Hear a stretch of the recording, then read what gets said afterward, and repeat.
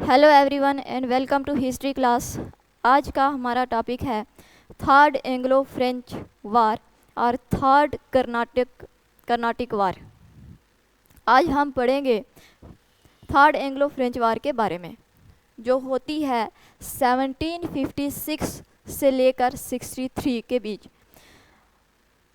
Third Anglo French वार ये extension है 7 years वार का एक्सटेंशन है।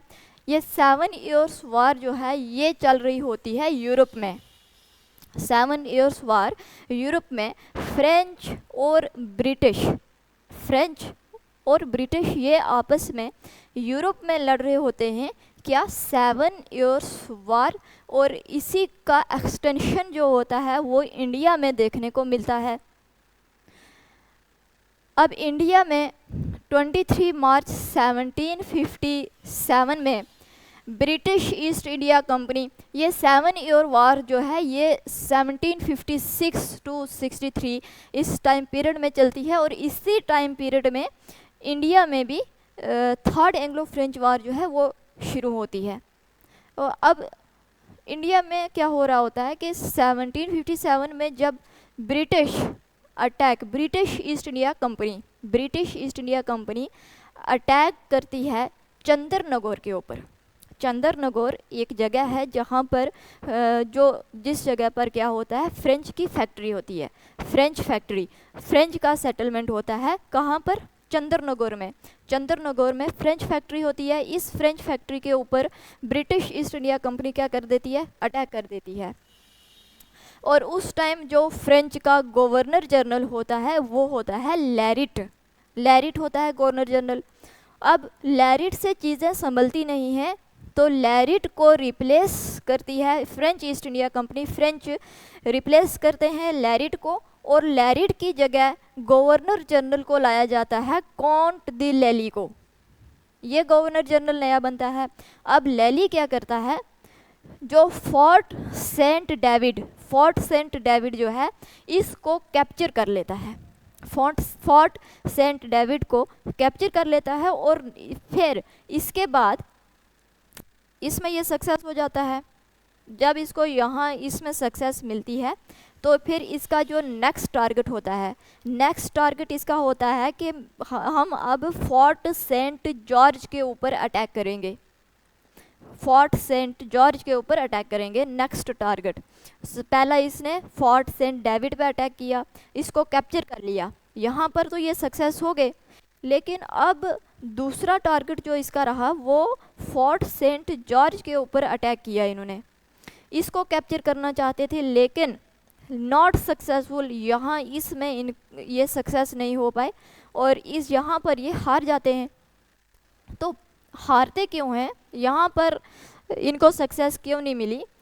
क्योंकि French East India company financial situation जो था फ्रेंच ईस्ट इंडिया कंपनी का वो अच्छा नहीं था। फ्रेंच ईस्ट इंडिया कंपनी के पास इतने पैसे नहीं थे कि वो अटैक कर सकें, वार कर सकें, लड़ाई कर सकें। फ्रेंच ईस्ट इंडिया कंपनी का financial situation not good, financial situation इतनी अच्छी नहीं थी। तो फाइनेंशियल सिचुएशन के अच्छे ना होने की वजह से यहाँ पर फ्रेंच जो हैं वो हार जाते हैं। और फिर जो ब्रिटिश ईस्ट इंडिया कंपनी जो होती है अब बैटल ऑफ प्लेसी जो होती है ये 1757 में बैटल ऑफ प्लेसी होती है, जिसमें British East India company success होते हैं। बंगाल के एरिए को अपने अंडर कर लेते हैं। और बंगाल और कर्नाटक का जो रेवेन्यू जनरेट होता है वो ब्रिटिश ईस्ट इंडिया कंपनी के अंडर में होता है। ब्रिटिश ईस्ट इंडिया कंपनी का फाइनेंशियल सिचुएशन जो है वो अच्छी है फ्रेंच ईस्ट इंडिया कंपनी के मुकाबले। तो लड़ाई करने के लिए इनके पास जो रेवेन्यू होता है, जो पैसा होता है वो अच्छा होता है। तो फ्रेंच ईस्ट इंडिया कंपनी यहाँ पर सक्सेस इसलिए नहीं होती है क्योंकि इनकी फाइनेंशियल सिचुएशन जो है वो अच्छी नहीं होती। 1757 में बैटल ऑफ प्लेसी में ब्रिटिश ईस्ट इंडिया कंपनी जीत चुकी होती है और बंगाल और कर्नाटक का जो रेवेन्यू है वो भी ब्रिटिश ईस्ट इंडिया कंपनी के पास जाता है। तो ब्रिटिश ईस्ट इंडिया कंपनी जो है वो फाइनेंशियली बहुत पावरफुल है, फाइनेंशियल सिचुएशन उनका अच्छा है। तो ये फ्रेंच वार जो है, थर्ड एंग्लो फ्रेंच वार, ये कब हो रही है? 1756 और 63 के बीच। और इसी के बीच 1757 में बैटल ऑफ प्लेसी होती है। 1757 में बैटल ऑफ प्लेसी होती है बीच में, और British East India Company battle of Plassey में जीत जाते हैं। तो इसलिए उनका फाइनेंशियल सिचुएशन, बंगाल और कर्नाटक का जो रेवेन्यू जनरेट होता है वो उन्हीं के पास जाता है। अब आगे, हाँ, अब British East India company French East India company से बदला लेने के लिए क्या करती है? बैटल करती है 1760 में। 1760 में बैटल होती है, बैटल ऑफ वंडीवाश।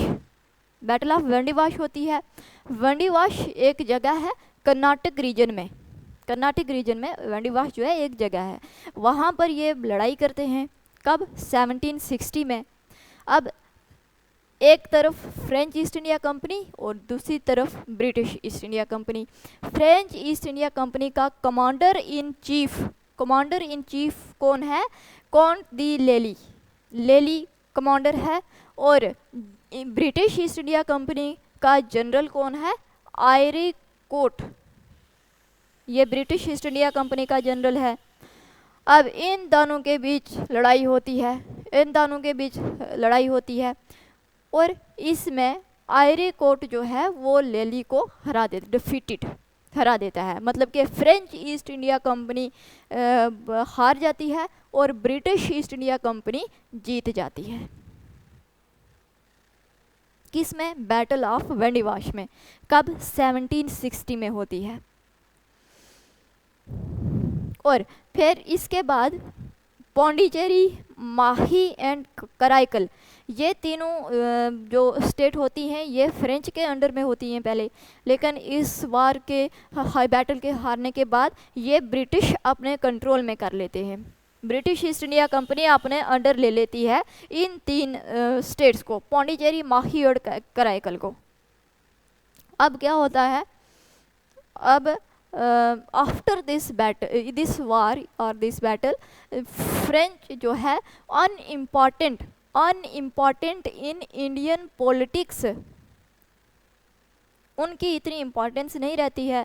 अब फ्रेंच जो है वो हार चुके हैं, ब्रिटिश ईस्ट इंडिया कंपनी जीत चुकी है। Financial situation French East India Company की इतनी नहीं है। British East India Company battle of Plassey में जीतती है, और बंगाल और कर्नाटक का जो रेवेन्यू जनरेट होता है वो भी ब्रिटिश ईस्ट इंडिया कंपनी के पास जाता है। तो वो फाइनेंशियली स्ट्रांग है।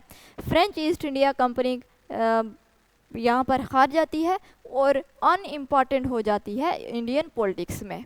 अब ये वार कैसे ख़त्म होती है? बैटल जब 7 ईयर्स वार यूरोप में, ये 7 ईयर वार कहाँ हो रही होती है?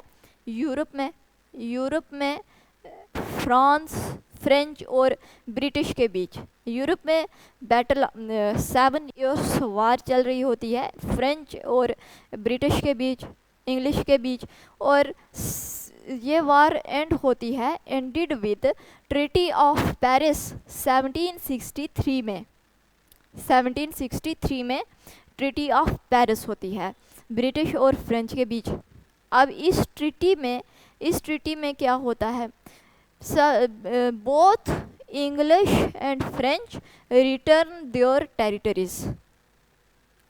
जो टेरिटरीज ली होती हैं इंग्लिश और फ्रेंच ने, वो टेरिटरीज जो हैं वापस कर दें एक दूसरे को। सबसे पहले ट्रीटी ऑफ पेरिस में एक बोला गया। अब फिर जो पौंडीचेरी, माही और कराईकल, ये जो ब्रिटिश ईस्ट इंडिया कंपनी ने अपने कंट्रोल में कर लिया था, इसको वापस रिटर्न करे किसको? फ्रेंच को। Return to French, but do not fortify, और फ्रेंच को बोला, ब्रिटिश ईस्ट इंडिया कंपनी में अंग्रेज़ों ने फ्रेंच को बोला कि आपको हम ये वापस करेंगे। पौंडीचेरी लिया था, माही और कराईकल, ये 3 स्टेट्स ले ली थी ब्रिटिश ईस्ट इंडिया कंपनी ने। जब बैटल ऑफ वेंडीवाश में फ्रेंच हारे थे, तो ये जब ट्रीटी होती है पेरिस में, वहाँ पर वार एंड होती है, ट्रीटी होती है, उस ट्रीटी में ये बोला जाता है, और ये 3 स्टेट्स जो हैं ये रिटर्न कर दी जाती हैं, किसको? फ्रेंच को। लेकिन फ्रेंच को ये बोला जाता है कि आप फोर्टिफाई नहीं कर सकते, आप बस सिर्फ क्या कर सकते हैं कि ट्रेड कर सकते हैं, ट्रेड करो, अपना बिजनेस करो, और बस इतना ही काम था। फ्रेंच को यही बात बोलेगी कि do not fortify these states, लेकिन फ्रेंच को ये स्टेट्स जो थे वो वापस कर दी गई, लेकिन वो फोर्टिफाई नहीं कर सकते थे और सिर्फ ट्रेड करने का उनको बोला गया। यहाँ से फ्रेंच की कहानी ख़त्म होती है, और यहाँ से शुरू होता है फिर ब्रिटिश ईस्ट इंडिया कंपनी का कॉलोनियल रूल जो है वो एस्टेब्लिश होना शुरू होता है। ये था थर्ड कर्नाटक वार।